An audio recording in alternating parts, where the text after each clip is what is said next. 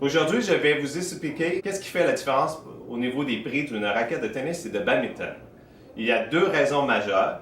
Une des premières raisons, c'est les matériaux et la deuxième raison, c'est les technologies. Au niveau des matériaux, on retrouve l'aluminium, qui est le matériel le moins cher, le composite et le graphite. Dans le graphite, il y a plusieurs types de graphite. Le graphite permet une meilleure durabilité au niveau de la raquette et aussi d'avoir une meilleure rigidité. En ayant une meilleure rigidité, on peut avoir un meilleur retour d'énergie et la qualité du graphite permet de garder la rigidité le plus longtemps au niveau de la raquette. Donc, on peut avoir une raquette qui va durer sur plusieurs saisons et plusieurs années.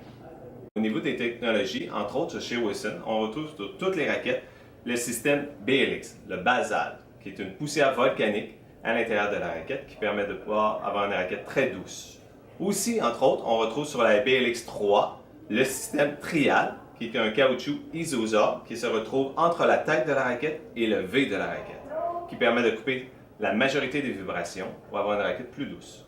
Au niveau de head, on retrouve le système Graphene, une technologie qui permet de donner une meilleure rigidité au niveau des raquettes, qu'on trouve surtout au niveau du V de la raquette, donc plus de stabilité et un meilleur retour d'énergie. Aussi, comme sur cette raquette, la Power Instinct, on retrouve le système Shock Stop, un système de vibration à l'intérieur du manche de la raquette. Aussi, on trouve chez Babolat une des séries les plus populaires, qui est la série Play, qui est utilisée par des joueurs vedettes comme Rafael Nadal. Cette raquette intelligente, qu'est-ce qu'elle calcule? Le nombre de coups, le nombre d'effets que vous faites sur la raquette et aussi la zone de frappe.